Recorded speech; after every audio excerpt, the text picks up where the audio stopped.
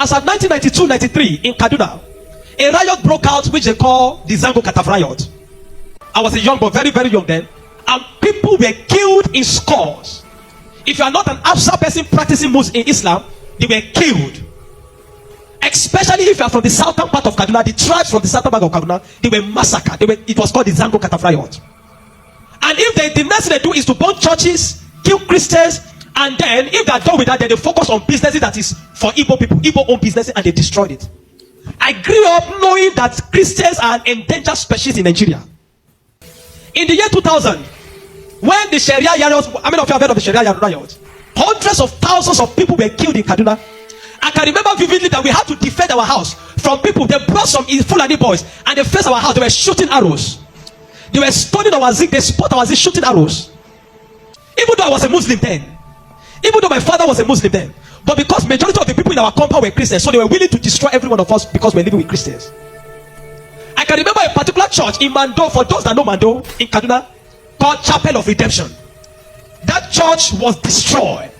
And so from that time, anytime there's a little hanky-panky in Nigeria, the first target is churches and Christians. And this has prevailed for a long time. That even if there's a problem with in another country, the Muslim and the Hausas in Nigeria will rise up and begin to kill Christians.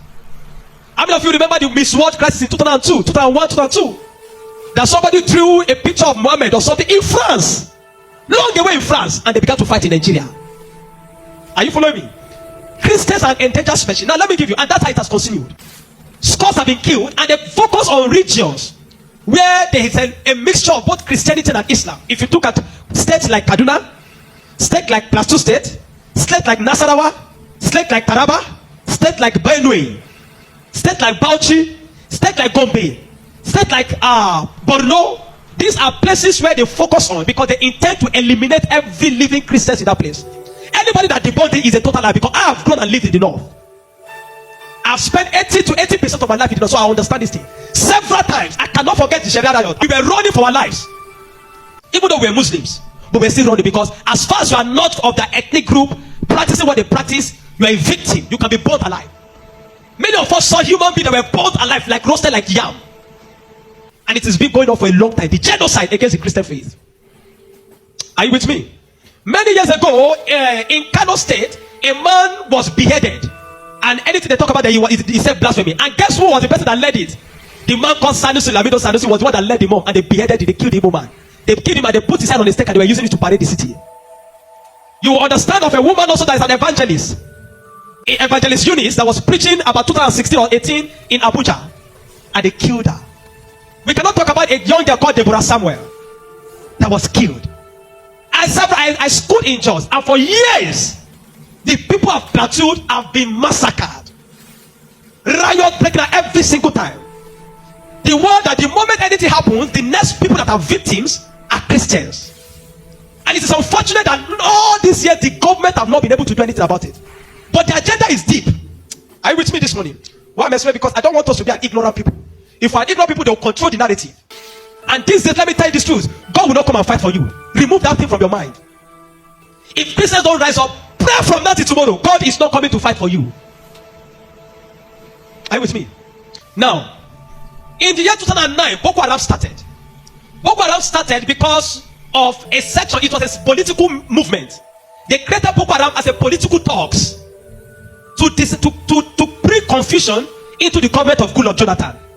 And to be able to, destroy any opposition, starting from Borno State, under the watch of a man called Kashim Shettima, which is now the vice president of Nigeria.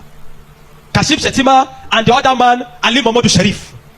These were the people that started the business of Boko Haram as a political talks to be able to oppose their opponents. But after a time, the ideology grew and they began to destroy. Now, it became a problem and they began to use it to destroy, bombing here and there. In 2009, 2010. As of 2010, a man led a meeting in Jos. Are you with me? He led a meeting that they were going to annihilate Christians within the locality of Plateau, Borno, Plateau, Bauchi, Kaduna, and Nasarawa. And he said they are going to perform jihad. They will bring jihad and they will go to kill that. If the Islamic leaders are not willing to lead them, he is ready to lead the movement. I have the minute of that meeting in my phone presently. Guess who is that person? Issa Pantami, that was the former minister of communication under Buhari's regime. And several times, these are people that are terrorist sympathizers. And that is why the Nigerian army have not been able to win the war against the terrorism. Because people have, the terrorists have infiltrated the Nigerian ranks, the army ranks, so they cannot win the war. That said, Osama bin Laden was a better Muslim than he is. He was sad when Osama bin Laden was killed. And he has said it several times that Boko Haram should not be killed. He said they are their Muslim brothers. How do you win a war against terrorism where there are people high in government that are sympathizers to terrorism? How do you win that war? Now, there are 4 categories of insecurity or people that are causing insecurity. Number 1, you have Boko Haram. Number 2, you have bandits. Number 3, you have Fulani herdsmen. Now I'm going to show you how they are connected. Many people don't know.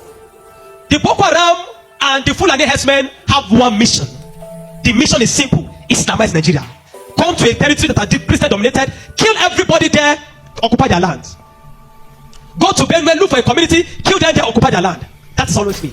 Boko Haram and the Fulani herdsmen. Have you noticed that Fulani herdsmen they don't kidnap, they kill? There's hardly a place you hear that Fulani herdsmen capture that they say these are Fulani herdsmen. No, when they go, they kill. How do they kill? They kill with guns. You must now ask yourself, how does a Fulani man get AK-47? Do you know the cost of one AK-47? One AK-47 is over $1,000 something. Where will a Fulani man be able to obtain to get one AK-47? Are you with me? And now, so you will know that there are people that are sponsoring this movement.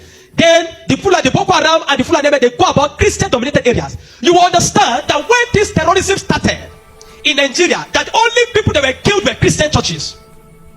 You will not hear that they kill anyone. It is Christians and churches. I remember in Kaduna then that churches began to look for security men to guide their churches in every service day. Otherwise, you can be in church and then the next is boom, everybody dies. And churches that don't have money to hire soldiers began to use some of their members. I was a member of the security team in my church in Deeper Life in Kaduna in 2010. Because we don't stay in the church. Once I come to the church in the morning, we stay outside, moving around patrolling, because anybody can come and drop anything. So when Boko Haram started, the majority of Muslims, the Hausa, Northern Muslims, they were happy. I know of people that were celebrating it. If you see them crying today, I'll tell you why. At the initial beginning of this thing, they were happy celebrating the killings of Christians. They said they are purging Nigeria of RNA. It was majorly on Christians and Christian-dominated areas. But when it comes to 2014, the man Buhari and APC that wanted to overthrow the government of Jonathan, by all means, decided to employ mercenaries from Niger, from Chad, from all those Fulani, from other African nations where they're Fulani, and they brought them into Nigeria. What was the goal? The goal was that if Jonathan does not concede defeat in the election, they were going to rain hell on Nigeria. So they brought in these mercenaries and they equipped them with rifles, the El-Rufais, the Buharis. Are you with me? The El-Rufais, the Buharis. Every one of these people called APC, they brought in mercenaries and armed them in the bushes and told them to wait. The moment Jonathan did not concede defeat in the election, they were going to start. But unfortunately for them, Goodluck knew of the assignment. He got intel about it, and because the man said he said his ambition does not worth the blood of millions. So the man considered defeat and left. And so they declared APC winner. Now, you have already brought people from different parts to come and fight. But what they wanted to come and fight for did not achieve anymore. So now they left those people in the bush. They left them with guns and ammunition in the bush. And when Buhari became the president, he abandoned them. Instead of them to settle them and let them go back, they abandoned them. And the people saw Nigeria as a place that is good. And the people decided to remain in Nigeria. Those are the people that started bandits. Before, we don't have anything like bandits. Banditry started under the watch of APC, under Buhari, because they were the ones that brought them in. Kidnapping, because they needed to survive. So they started by kidnapping. And they started by kidnapping. And they started by kidnapping. And they started by kidnapping. Over time, now, you understand that there are certain parts of this nation where there are mineral resources. Don't be an ignorant Christian. Follow me. Don't be an ignorant Christian. Don't be in a nation where you don't have understanding of what is happening. Now, there are some parts of Nigeria where there are good resources. And so, and this is have been illegally mined by elites, the military generals, the oligarchs, the people that are the leadership of the North. They were mining these resources, and the money does not go into the federal government account. So what they do is that they employ the services of this banditry to create two things. Number one, to create diversion. So when you go to Zamfara, that's why you hear that they say there is killing in Zamfara now. It's because of the Ilema gold mine. There is gold in Zamfara that they are mining. And so these bandits that are already in the bush, some people collaborate with them, partnered with them, and told them to see, keep creating confusion, create chaos. When you keep creating chaos, the Nigerian state and the people of Nigeria will not be able to focus on the illegal mining. They'll be concerned about the insecurity.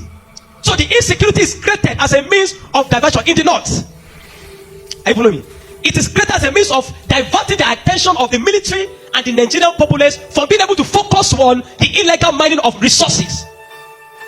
And any part of the north where there is resource, you find out that insecurity there. Recently, it has started in Kwara because there's a great amount of lithium in Kwara too that they have discovered and they're mining.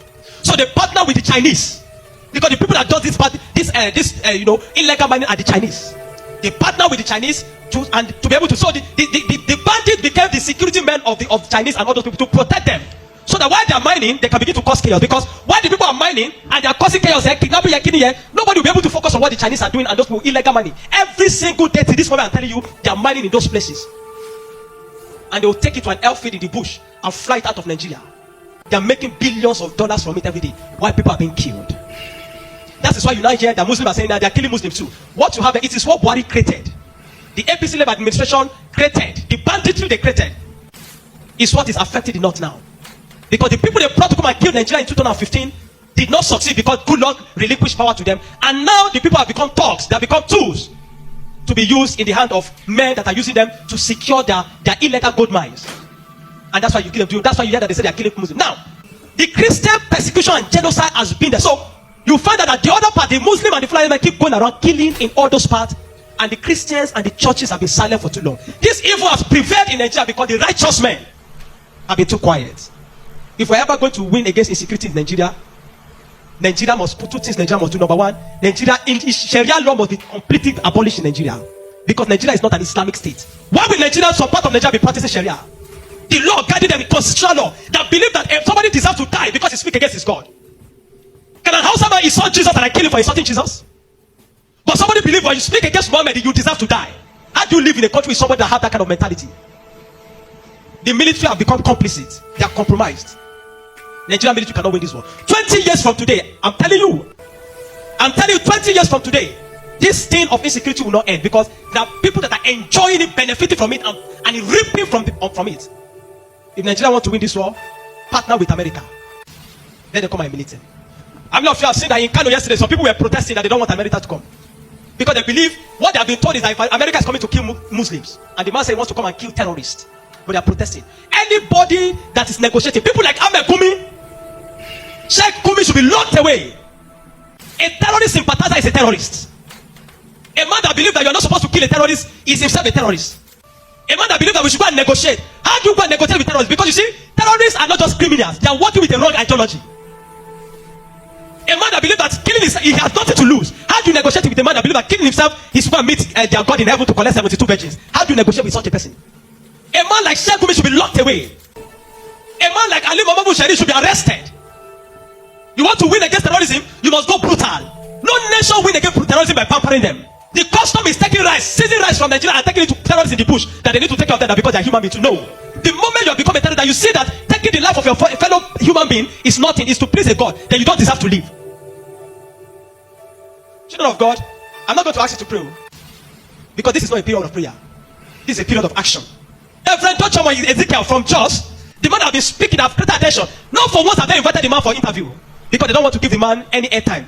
But you see, any little thing they will call Gumi and give him microphone. Gumi, they are inviting Gumi up and down. The media is complicit. The Nigerian military are complicit. You can't win war with this Nigerian army, not because they don't have the capacity, but because they are compromised. Buhari created banditry. The people like Gumi and the rest of them, they are the people that facilitated the idea of Boko Haram. And today, some of them are your leaders in government. Some of them, most of them are moving free. Not one have been arrested. Kabiru Sokoto that bombed Nyanyan in 2011. When they rearrested him, guess where they caught him? In the house of Shetima in Abuja. What is he doing in the house of Shetima if Shetima doesn't know him? But today, Shetima is your vice president. How do you win a war where terrorists are ruling you? Where terrorist sympathizers are moving around? This is not a period to say we are praying. No! This is a period of wisdom. This is a period of action. Churches in the south have no idea. They sit in their cozy churches with us employing them. They don't know what it means to be in the north. They don't know what it means to be running for your life. That every Sunday in the church there in Kaduna, when they say let us pray, everybody is praying with one eye open. Because you don't know God might go up at any time in the church. The Nigerian church must rise up. There's an agenda. And if you read the minutes of that meeting in 2010 led by Isa Patami, you will not believe it. I have a recording of his messages. When Where's appeal? Where he said, why would they be killing their people? He said, why would they be killing his Muslim brothers, referring to Boko Haram as their Muslim brothers? How do you win with such a people in government? And that guy was a minister under Buhari for 8 years.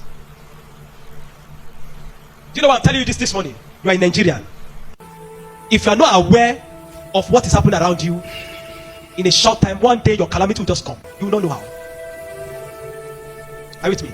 The banditry that is destroying them in the north was created by the people Buhari brought for mercenaries to destroy Nigeria in 2015 in case he did not win. Unfortunately, he won, and those people were left without fight. And they began to use the weapons that have been provided for. These guys have sophisticated their weapon. They move logistic, move money in dollars. Where do you think they're getting it from? You think it is from the sale of cow? No. The Bible says, watch and pray. We have been praying. This is the time to do what? To watch.